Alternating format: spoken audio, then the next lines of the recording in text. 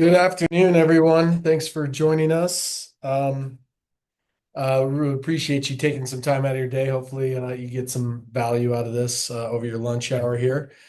I'm Stan Doida, and Jason Thomas is here with me. We're going to do a little bit of an intro, but today we're going to be talking about exit-ready businesses. It's really hopefully kind of shed some light on the process of thinking about starting to sell your business to, a year or two past closing. So we're going to talk about some of those issues.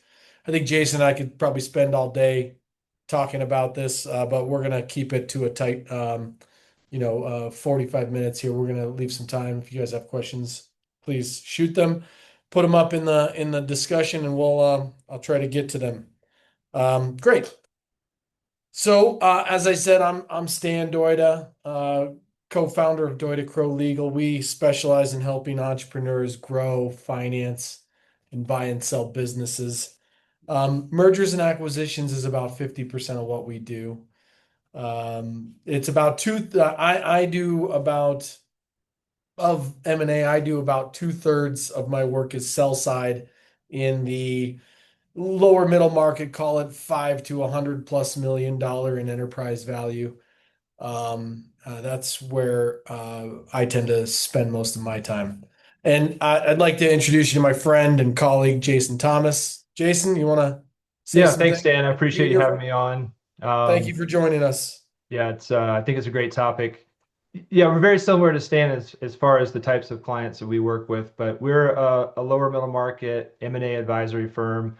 You can call it a business broker, you can call it an investment banker, but truly for us, we advise entrepreneurs and closely held family businesses on exits. So we typically work with business owners, 5 to 100 million dollars of enterprise value, $1 to 10 million of EBITDA. And as a firm, we were founded in Denver, Colorado, in 2016.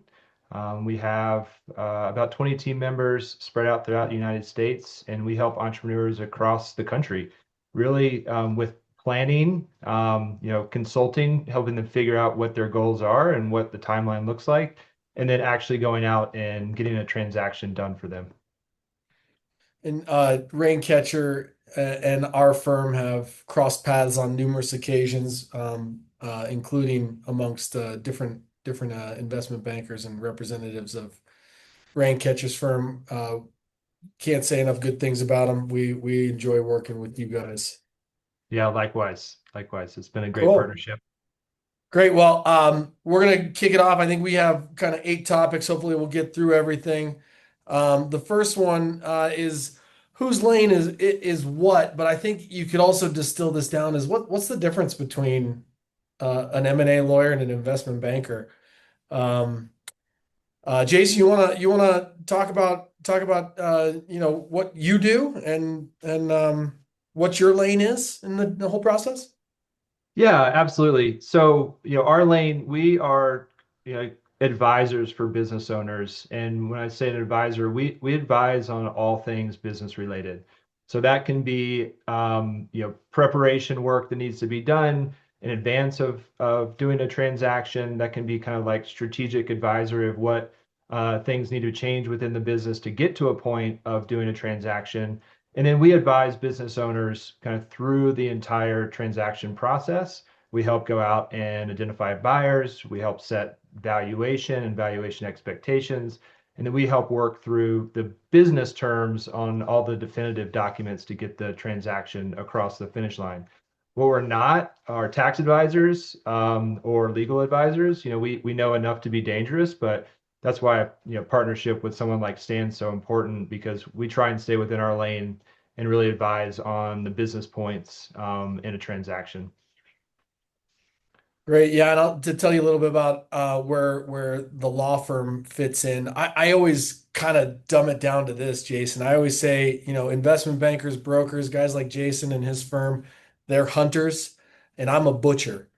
Jason's out there, he knows the hunting conditions, the price, what's driving price, multiples, all that sort of stuff. I have enough knowledge there to be dangerous. Like that's, I mean, we do some strategic advising on the front end and all that, but that's not really what we do. Again, so being the butcher, I need the hunter to sort of drag a carcass into my office here, and then we'll skin it down, shave it up, and parcel it out into nice packaging for you. But really, what that is from the time that an LOI is happening to the closing, I look at it as we are, the process managers of getting all the paperwork, all the tasks that need to get done. We're the party that's managing that. I think, it's not just, reviewing an agreement and having a quick chat about it and maybe, interjecting some points here. It's really that's certainly part of it, but it's really kind of managing all of the nuts and bolts that happen between signing and closing and making sure that that whole process goes as smoothly as possible. Jason's obviously, and Jason, investment bankers, brokers, good ones are involved in that process, but I think they can sort of sit back a little bit more and say, well, I got the animal here for Stan to carve up. Yeah, I think it's Um, a, I think a good advisor on our side stays really engaged the entire process. yeah. I know in our industry a lot, an advisor will get a deal signed up, get an LOI, and then just kick it over to the attorney to get the deal done. I think Uh, it's really important for someone if you're considering selling or thinking about choosing an advisor, finding someone that will stay involved through the entire process, through closing and through the transition, and not just hand it over to legal. There are yeah. great legal counsel make a big deal and a big difference in a deal. Um, but they're not as close to some of the business terms or close to like some of the market conditions of what is market, what's not, what have other buyers paid in the industry, or what are other terms that buyers are willing to do in the industry. So I think it's important to stay involved all the way through that process.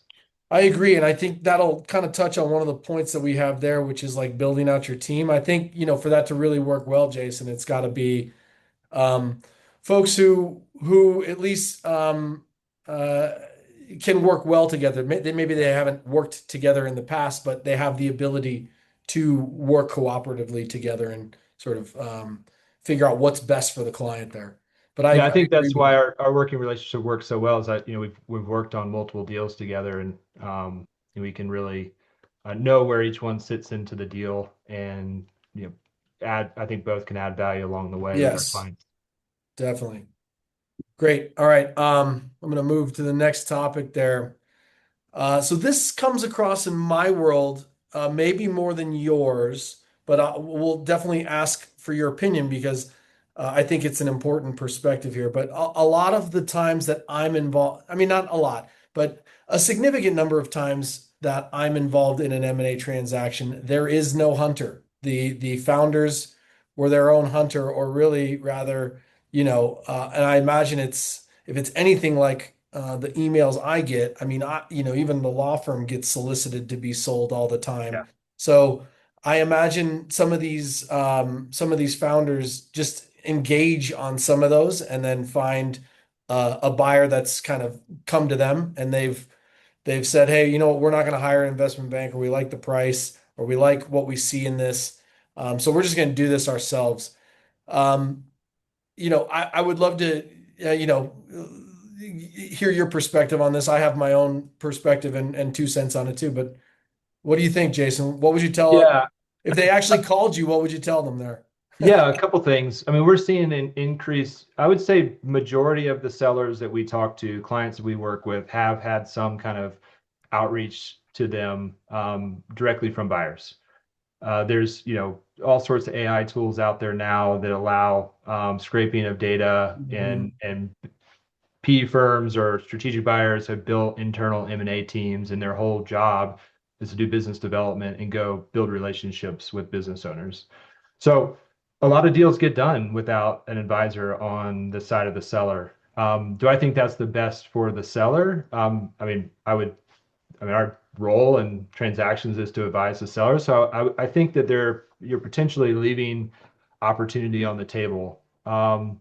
typically, to answer your question specifically, Stan, like what do I tell sellers in that situation? One, like we can still help if they have a buyer that they really like, that there's great strategic fit, and they need someone to work with them to help them get the transaction done. So we engage, we're working on a couple mandates right now where we were brought in to get the deal across the finish line. There's a portion of the process which is the hunting, going and finding the buyer and getting a deal under LOI. But the lift from LOI signed to closing, those 3+ months, so that's 50% of the work at least in a transaction. Yeah. There's a lot of documentation that gets transferred. There's a lot of questions. There's a lot of negotiation. It's not just negotiating price. So we tell sellers, we can get involved just to help them if they have a proprietary deal. But ultimately, I think buyers are not going to come to the table and pay an absolute clearing market bid on both enterprise value and terms when they have a proprietary deal. Yeah. Competitive tension and having multiple options on the table is what allows you to increase terms, increase price, and ultimately, have some tension to get a better deal. And I'm always a big fan of like, why not explore all of your options before making a decision? And oftentimes I think business owners are tired, right? They're worn out. They see an opportunity. They're like, that's a significant amount of money. I'll take it. But could they have gotten more, or could they have found a better partner if they had explored kind of going to the market and talking to Yeah. multiple people? Yeah, and I think they always think about the fee too, right? Like they always think, well, I'm saving this fee. And I think when you get into the range that we play in mostly, that tends to be penny wise, pound foolish if you're going to just forego that because I do think that again, staying with the hunting analogy here, you were your own hunter. How good of a hunter are you? Because now you're asking me hunting questions and I'm telling you that I'm not a hunter. Yeah.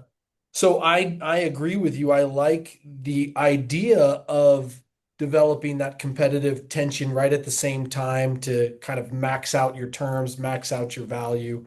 So I agree with you, Jason. I always tell the clients that come to us with their deal that you're bringing me the animal. Don't complain about what you get in the back because I didn't, you hunted this. So I Yeah. can't change what you've got here. I think we're touching on it in a little bit, but I think one of the things that sellers often underestimate is the amount of work Oh yeah. required to get a deal across the finish line and Yeah. how much that takes away from like growing the business or running the business. And it's really two different Yeah. jobs. And that's why an Yeah. intermediary getting involved helps lessen that burden. And the other thing too, and we'll talk about this about sell ready businesses, the preparation work that you do ahead of going to market really does make a difference versus it's a difference between being reactive to Yeah. someone's requests and proactive and being prepared, right? Yeah. And it makes a big difference in the process. Yeah. Well, that is our next topic. So Look at that. tell us what does a sell ready business look like? Yeah, I mean, I think first of all, first and foremost, making sure that your financials are bulletproof, right? That is, in my opinion, one of the most important things that a business owner can do. Um, I mean, even large businesses that we work with, financials are typically incorrect. There's errors. They're on cash when they should be on accrual, and there's just rife with issues. And so, making sure that you're engaging the right CPA firm, the right bookkeeper, you have internal processes in place that make sure that your financials are bulletproof. And then also, you know, a lot of business owners, a lot of entrepreneurs run their business like it's their personal piggy Yeah. bank.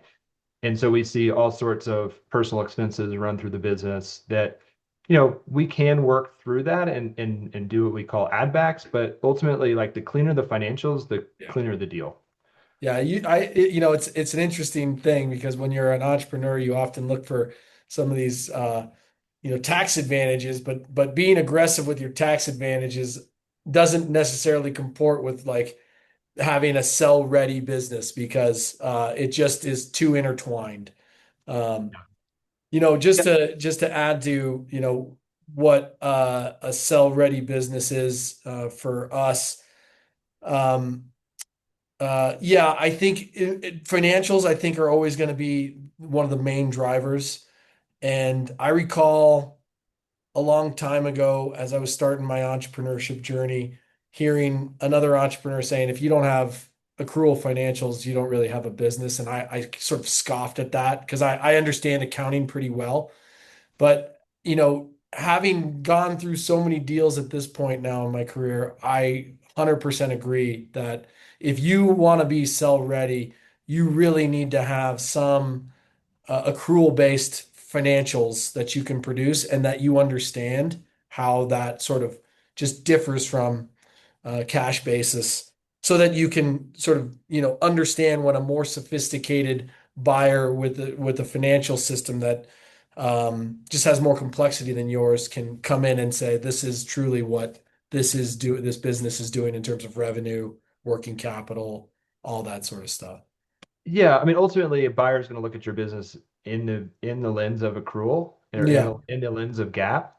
And so, if you don't know what gap is, obviously, I think that's an important thing to talk to an advisor ahead of, running a process or speaking with buyers, because most likely, buyers going to do what we call a quality of earnings report, and that during that quality of earnings, if you're on cash, they're going to most likely convert the financials to accrual and then try and get it as closely in line with gap as possible. And sometimes that's a negative to the business. And so what you think is profit is actually lower, or sometimes it's Mhm. actually higher. It just depends on the business. And so, like, what is a sell ready business? Like, knowing those answers in advance and making Mhm. sure that you're prepared to answer those questions through that Q of E and that your business can stand up to a Q of E and you're not giving a buyer opportunity to change the business, the price or the terms because of maybe the Q of E report came back less. That's kind of the concept of like sale ready, right? You want to being proactive versus reactive. Like we want to be proactive and making sure that the financials are clean and accurate. And so we know that when we go into that QV process, we can answer all the questions and that, we're not going to get retraded. Same thing. I mean, if you don't know that and you just kind of hand over your financial statements and you tell them it's $1 million of profit, they do a QOV and then they say, no, it's actually $700,000 of profit. That's a substantial difference, right? Yeah. When you have a multiplier on there. So Yeah. I would say that's for me one of the biggest things that we look at, and we talk about like getting sale ready, and it takes time, right? Yeah. So engaging an Yeah. That for advisor, sure takes time. engaging an advisor well in advance to take a look at your books and give you that feedback. Hey, you really need to fix these things well in advance of running a process, I think is one of the bigger lead times. Yeah. The other thing, Stan, that, another topic I think is important to talk about. We get, when buyers reach out to us, they ask, okay, what's profitability, right? They want to know, how much cash flow the business is generating, but they really want to know about the people. They want to know about Yeah. what's the team look like? What's management look like? How much work is the seller doing? What do they want out of a transaction?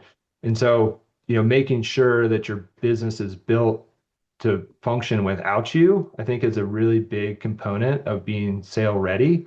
Mm-hmm. Business owners often wear like, I do everything. I wear all these hats. It's like a badge of honor, right? Yeah. Like they're so proud that they do all these things, Yeah. but ultimately having a team in place is drives value in a transaction. Absolutely. And so you're able to get more for your business if you're less important. Well, yeah, I was just about to say like the true beautiful walkaways are when they really have no post-closing transition obligations. But that means they have been hands off for quite some time. Yeah. Yep. You have a general manager or a CEO and you're Yep. just, sitting on a board, or you're just responsible for strategic oversight. And that's something that's easily handed over to a buyer. Yeah, from the legal perspective on Sell Ready, and you guys are really good about this with some of your engagements, but it might be little things like just dropping in a new paragraph into some of your standard contracts about assignment that sort of just eases the tension at closing on how we may structure transactions and get out.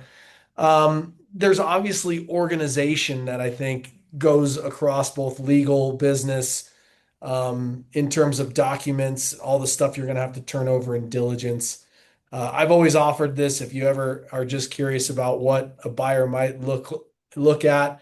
I'm happy to provide you with sort of our standard checklist that just runs the gamut of everything. So feel free to email about that. Yeah, to put that in perspective, just from a document count, we're working on a deal right now. It's probably a 20-25 million dollar transaction.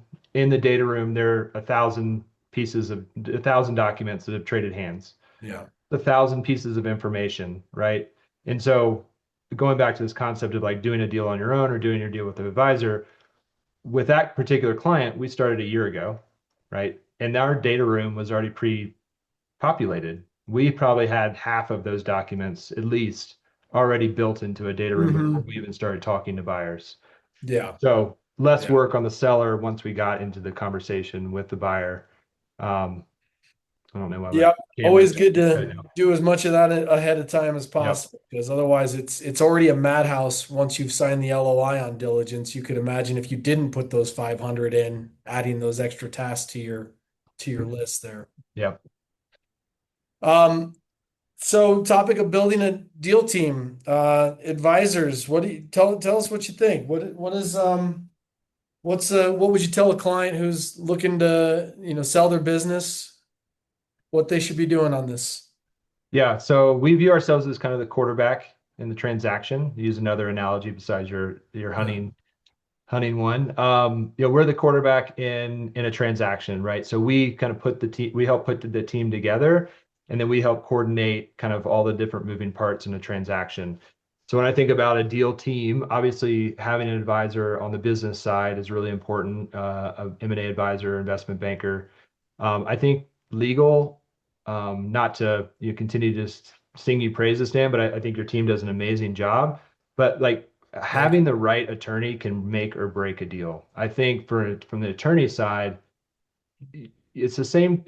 Like looking for a specific attorney that does transactions as their core business is a big difference, right? So there are attorneys that do litigation. There's attorneys that do, patent, I mean, trademark. There's attorneys that do, and then there's attorneys that do M&A, right? And having someone that understands deals and understands the nuances of deals is just critical.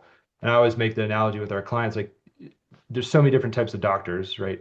You don't go to your general practitioner for knee surgery, right? You go to a specialist that does orthopedic surgery. And it's the same thing, I think, with legal. So picking the right attorney is really critical. Having a CPA or a tax advisor, and oftentimes like legal firms will have this you. as part of the practice that they work on, but having someone that can advise on the tax implications of a transaction is really important. And then also, like I always would recommend having a wealth advisor. Often, most business owners like their net worth is tied up in their business, right? So they don't have a ton of like liquidity that they're investing in the markets, or they have like a true asset manager. But this is a lifetime event for most people, and then all of a sudden you're sitting on millions of dollars of cash. Like, what are you going to do with that money? Is it enough to live your kind of life cycle, your desired kind of lifestyle post closing? I think it's important to have those conversations with an advisor on the Mhm. wealth management side prior to running a process or prior to selling.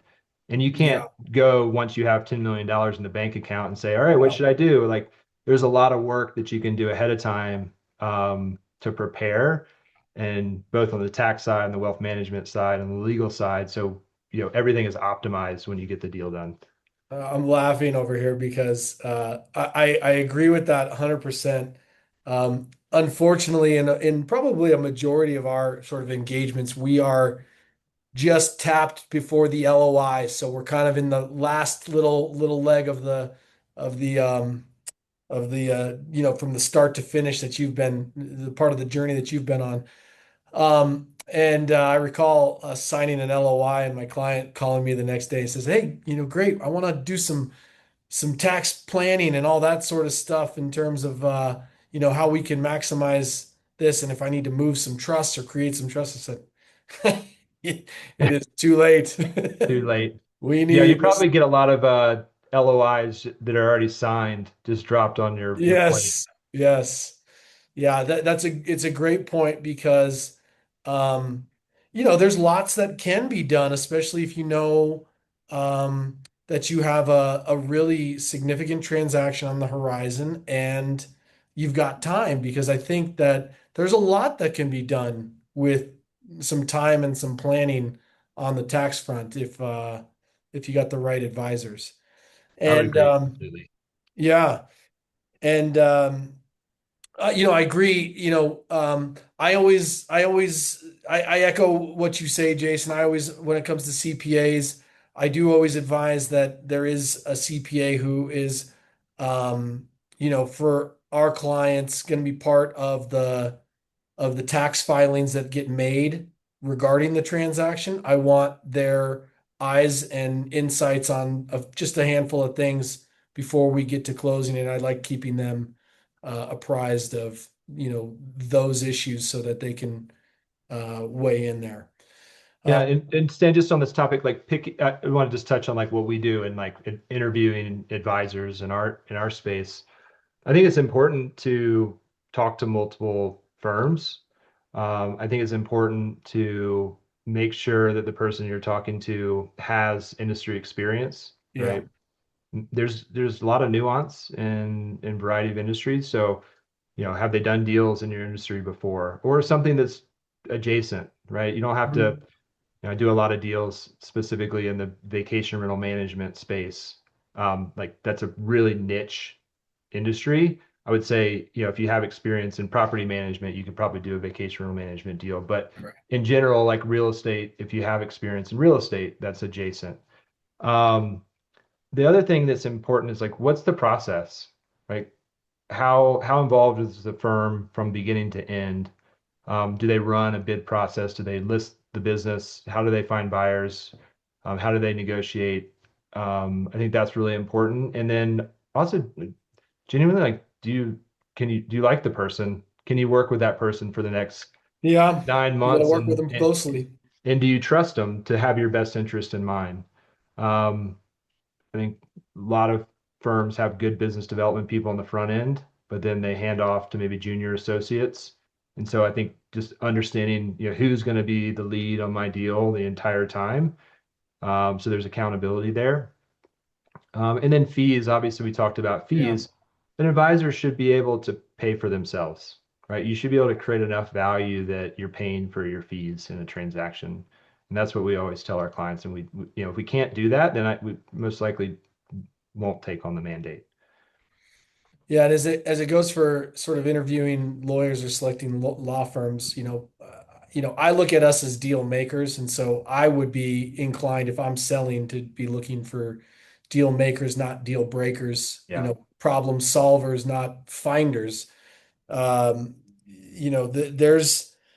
There's a lot of arguing and bickering over legal stuff that can happen if you let it and want it to. I don't know at the end of the day that it's always bringing value to the transaction on some of that stuff. So again, I think having somebody who's really experienced in transactions sees what goes right, goes what goes wrong, and can help you make decisions um, is really what you need through that. Yeah. Stan, there was a question in the Oh, Q&A about like part of the exit planning process, like ideally, when do you want to bring in a wealth advisor? And I think this is a broader question, like when do you bring yeah, in us or when do you bring in your yeah, CPA? I I think it's I think the sooner the better, right? We have no issue meeting with business owners years in advance of a transaction, um, and having a conversation and giving some feedback on the business and starting to build a relationship, and then meeting, monthly, quarterly, biannually.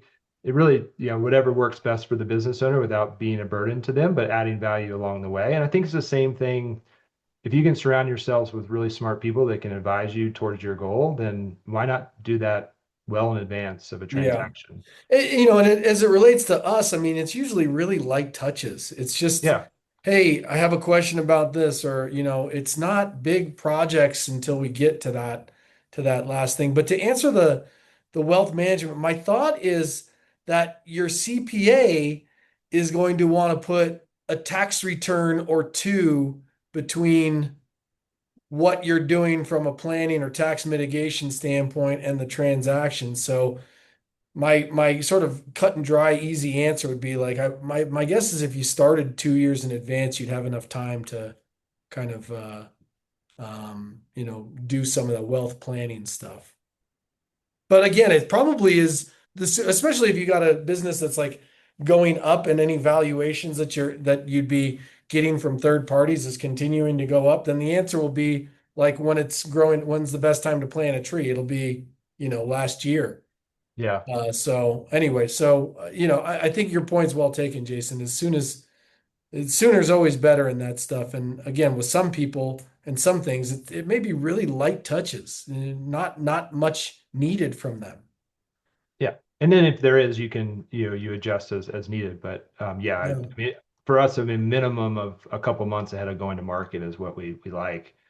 If everything is just already in place, it just takes time to get ready for a process if we're going to run one. So next topic is what drives value, and I'm gonna just jump in real quick, Jason, because I think again, your discussion may be of like, what drives like the top line price. Mine is once you've brought it to me, here's what I think drives value in terms of the terms. Yeah. And we were talking about how the market has changed in how terms of get paid, but what I'm looking at is how what I think is probably the biggest issue. Let's just assume for a second you like the top line price. My next question is how does it get paid? Yeah. Um, cash at closing, for everybody's got sort of different risk tolerances. I have somebody who wants to put big bets on the company that's buying them. But for me, I look at it as, I'd rather turn that into cash for a client, all things held equal. I want them holding cash. And then, there's the mix of, seller note, earnouts, equity, and all of those. The devil is very much in the detail of how that stuff all works. And Jason and I were talking in our preparation about how the terms over the past few years have changed quite a bit. I think at one point, and what I'll probably always refer to as the heyday of M&A, which is the post-COVID era there, was, it was 80 to 90% cash at closing, closing in 30, 45 days. We can't get these things closed fast enough. And I think that's really changed a lot to, maybe it's 70-30 or 60-40 cash to sort of deferred or contingent compensation. So to me, trying to like, if you're going to accept all this contingent compensation, the value of the firm, I think, comes in like massaging and really understanding the details of all that so that you're not surprised later. But Jason, I suspect that a lot of the listeners actually want to hear what's going to drive that top line price. That's probably number one on their list. Yeah, maybe taking a step back, I think it depends on what you want, right? I think that's really important about this like exit planning process and thinking about a sale ready business and not just is the business ready, but are you ready, right? And what is the purpose of doing a transaction? Like, what are you trying to achieve? And I know a lot of people just want to exit. Okay, that's one path, but there are multiple other paths. You could bring in a strategic partner and do a majority recap where you sell majority control of the business and you stay on for 3 to 5 years. And that buyer, that new partner is injecting capital into the business for growth. That's a totally different path and a different transaction than someone that wants to walk away. So Yeah. one of the things like we work on early on is like setting goals, understanding what are you trying to achieve out of this transaction because what drives value in those two different in those scenarios are completely different, Mm, right? So I think that's one part of it. And we always talk with our clients like write down what the reasons of going to market are or selling your business, like write them down today and make sure you have that available when we get into the tough discussions so you can look back and like reflect on why am I doing this? It was, I'm doing this to spend more time with family. Okay. And then when we start arguing over $10 down the line, that's going to kill a deal. You go back to, okay, the whole purpose of doing this was to spend more time with family. So Yeah. that puts it back in Great, perspective. great idea. But what drives value? I think preparation drives value. I think um, specifically um, like how well your business is structured, what your management team looks like, how what your goals are, like what you're willing to do post closing really drives value. I think in a perfect world, if you have a growing business and you have, some gas in the tank, ultimately, like what I mean by that is like you're willing to stay on and you have, desire to Mhm. continue to drive the business. I think like a perfect scenario for a lot of buyers, especially on the PE side, would be they come in, they buy out 70-80% of the business and you roll 20-30% of the proceeds of that transaction. You stay on and drive you as the business owner drive success over the next, several years together with them in partnership. And then they do another transaction a little bit down the road. I think that in a lot of scenarios is ways to maximize value from a top line perspective. Is that going to maximize cash? Maybe not. But it may maximize your total proceeds when it's all said and done. If your goal is just maximum amount of cash, like there may be a discount towards total enterprise value, right? So if all I want is cash, I want to walk away in 3 months. Okay, maybe someone's not going to offer the highest multiple that they can, Mhm. but they'll structure a deal that allows you to do that. So it's all Mhm. about like risk mitigation, I think, for the buyers. Stan, you've heard this. There's a saying we talk about with our clients, like you name the price, I'll name the terms. Sure. Like everyone throws around like what multiple did you get, what was your price, but like how you got paid and if you got paid when it all come like Yeah. said and done is a big difference. Yeah.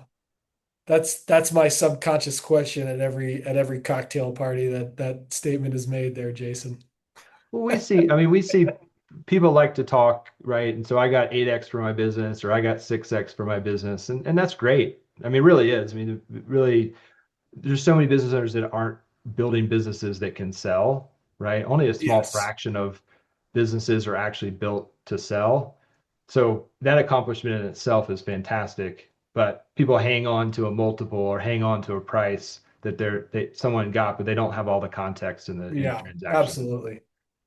I can see we're starting to run out of time, so I'll push us to the next I'll be short on topic. my next answer. Um, where do deals break down, Jason? What do you see?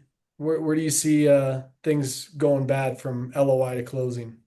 Yeah, I think there was a question on this. What in the due diligence process cause buyers to discount the offer or cause the sale to fail?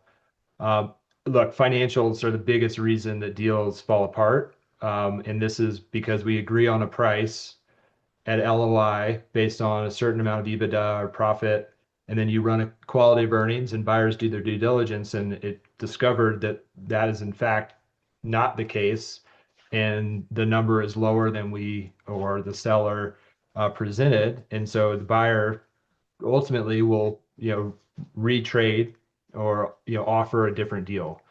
I think that is one of the biggest deal killers Yeah. because once there's an offer and once there's a number in a seller's head, a lot of times that becomes the number. And anything less than that is unacceptable, even though when we started the process, maybe the number was lower, but they sellers often fixate on a number, and then anything counter to that, feels like a retrade. Yeah, That disingenuous or like an disingenuous, offense. yeah, that's the word. Even though maybe we set a goal of $8 million and the first offer was at 10, the offer we accepted was at 10, and the retrade came in at 9, and we're above our initial goal, but it's less than 10. So the Mhm. second reason I would say deals fall apart is like lines in the sand. Not Mhm. being flexible in transactions, I think um, is a really quick way to end a deal. Like there's a lot of nuance that goes into transactions, and you have to be flexible. You can't win every single negotiation. It's got to be a win-win for both sides. And so, just drawing lines in the sand all over the place. So I think, there's deal fatigue. Yeah. Buyers and sellers get tired in transactions, and then, emotions come into play and deals fall You apart. just took the words out of my mouth. I agree with you that it's in most cases, in the vast majority of cases, it's a financial issue. Um, and in the other ones, it tends to be sort of emotion in some sort of Yeah. another, whether it's deal fatigue. I've seen partners not be aligned with each other on the terms in the sale, and they've sort of, caused their own withdrawal from the deal because they couldn't agree on the transaction internally. Um, and it's not to undersell how emotional and stressful the process can be. In a lot of ways, the founder is like letting go of something that they've built for a long time, and that by itself can be an emotional reckoning on some folks.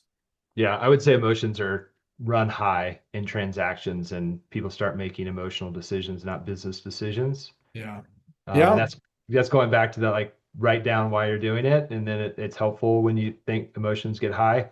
And also having someone in the middle to help soften the messaging and Sure. help have some of these conversations is important, because if buyer and seller are hashing out these terms, it can get contentious. And if Yeah. you have someone in the middle as an intermediary, they can be the punching bag. Like Yeah. we serve as the punching bag often, where we're getting it from both sides, but we can soften the message and work through a solution in a Right. kind of non-biased way.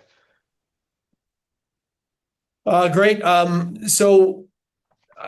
Here, hindsight, 1 year after the sale, what's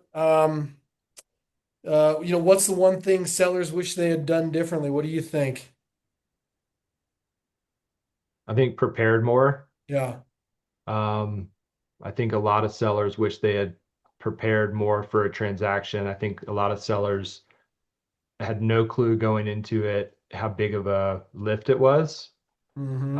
and had wished that they had brought more people into the fold, a little bit later or a little bit earlier. Having someone on their team and not taking the full brunt of due diligence on their own. Um, and then I think a lot of sellers regret not, pushing for more cash at close, Yeah. and less structure. I was gonna say, I think, um, and it's hard for me as the guy who's coming in to, crap on everybody's rainbows there, but I think it's not.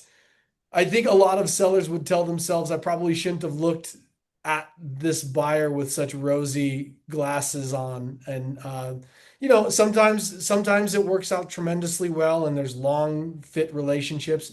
And sometimes, people are hanging on for dear life for, 12 to 2 years or something just to hang out through their earnout or whatever they've got going. And then but they can't wait to get out of there. So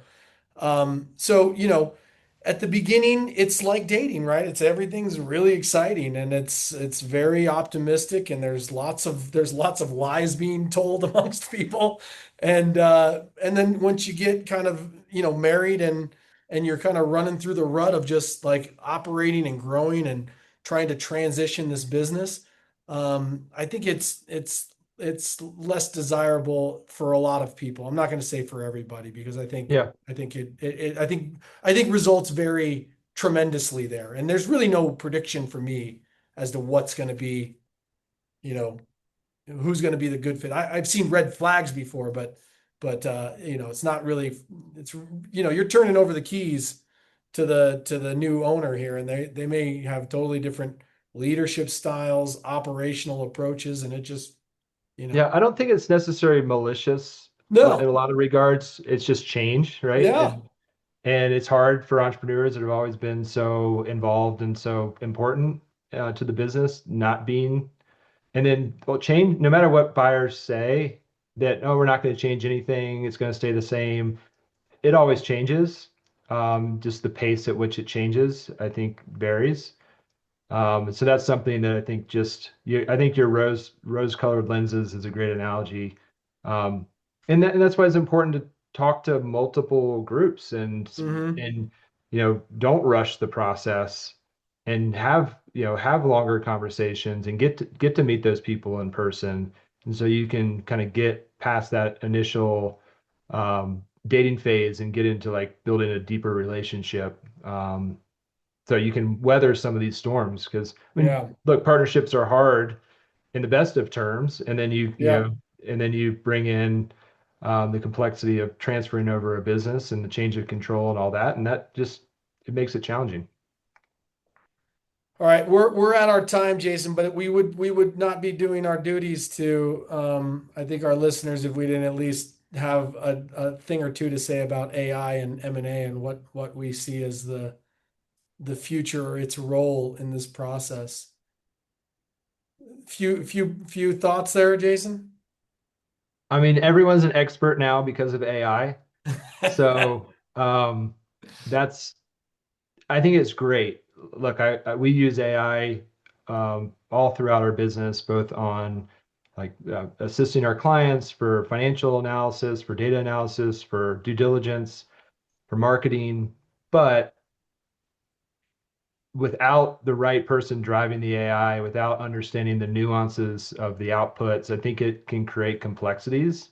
And so I think it's just something that, I was kind of joking, it was a little on the everyone's an expert, but what we're seeing is that now everything is just getting dumped into AI and people are trusting the output as like, this is my negotiating point, this is where I'm coming from.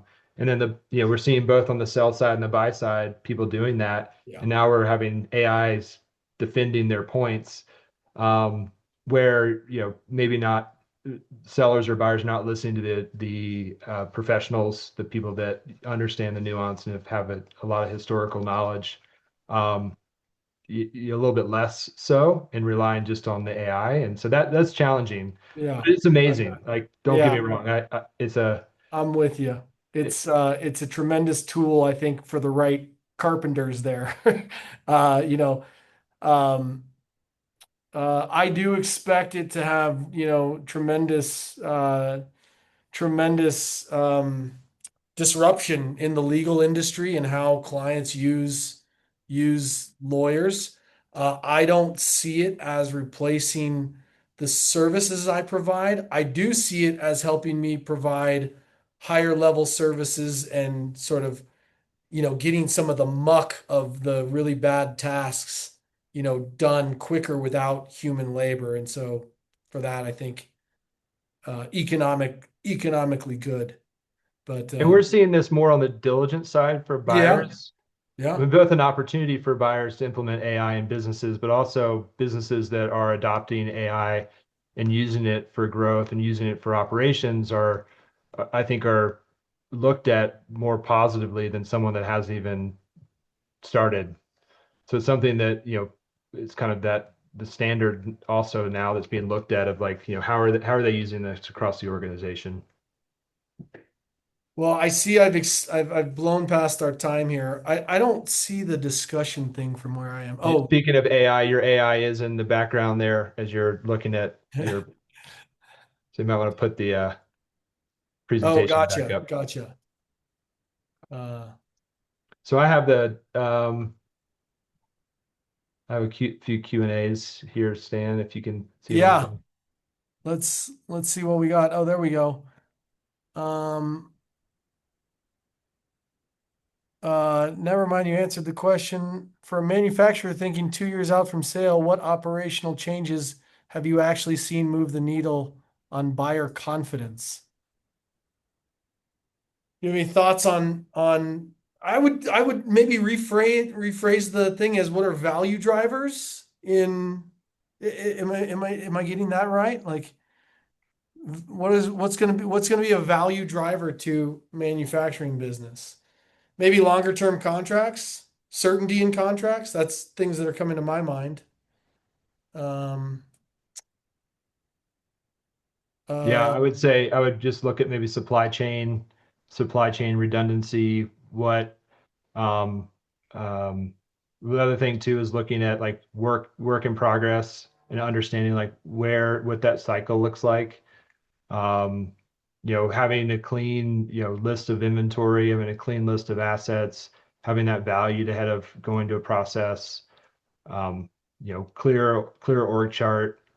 It's hard to answer this question in a vacuum because I don't know the details Yeah. or the specific types of But manufacturing, I but imagine it's a lot of the same stuff though too. It's like getting your financials in order. It's getting your leadership team dialed in and making sure that that's nice and stable. Anonymous, there's another question in here. How do key person communication and organization impact a deal positive and negative? How do key person communication and so I'm interpreting your question as um communication within the organization among key parties. And I that's think that is definitely art. I don't think there is a one fit answer there. I think generally the advice you're going to hear from me is keep the cards about the fact that you're selling the company or in a sales process as closely held as you possibly can. I realize that is usually in conflict with any organization who values transparency and honesty and all that sort of stuff. And I've dealt with entrepreneurs who have really struggled with that tension that causes them internally of having to withhold information from people within the team. Um, but generally speaking, I think there is probably more risk and more bad that can be done from too many people knowing and it not happening, or having to switch who you're selling it to. Just telling people can bring a lot of uncertainty about to your team about whether or not they have jobs in the future too. So it's a double edged. I mean, thoughts on that, Jason? Yeah, I would say executive team manage, your the tier right below you. I think, in my opinion, it's important to involve them in the process. They will need to be involved at some There's point. nuance to that, right? Business owners that prepare for a transaction well in advance, like we always talk to them, like they're like, let's bring your leadership team, the next in command after you exit. Let's bring them into the process. Let's incentivize them to help grow the business between now and closing.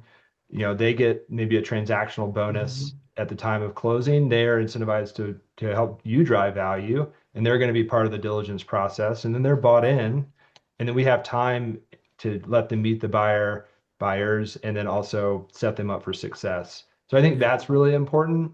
Oftentimes not oftentimes, the business owner knows their team better than anyone. So like, are they going to be scared of that? Are they going to be nervous? Are they going to take their eye off the ball? Are they going to use that as leverage? That's the big thing you have to worry about. I mean, we've seen management team use the transaction as to negotiate better terms for themselves, and that can impact the deal. Um, but I would avoid, as Stan said, like below that. I really wouldn't involve anyone on your team. Definitely not kind of like the next tier down or your laborers or anyone like that or your line staff. Like I would keep it to the executive team, Yeah. executive level. Shareholders or partners. Shareholders, yeah. Yeah. But yeah, I think the answer is as few people as you absolutely trust as possible. But this goes back to the question that we get from buyers early on, like how much profit does the business generate? What's the opportunity? And then like who's the team? And they're ultimately going to want to meet and have the next in control or next in command part of the process. So I think having them being able to introduce them to the buyer I think it adds value in the process, but it also has risks. Mhm. Great. We're out of time. There is another question here, but I honestly don't know that we will have the ability to answer it like this. So I think, given that we're kind of 10 minutes over, I'd like to just thank everybody for their time and for coming. And if we can ever be of help, either Jason or me or our respective firms, I'm sure we'd be delighted to chat with you further. Thanks so much, Man, everybody. Have a great day. appreciate it.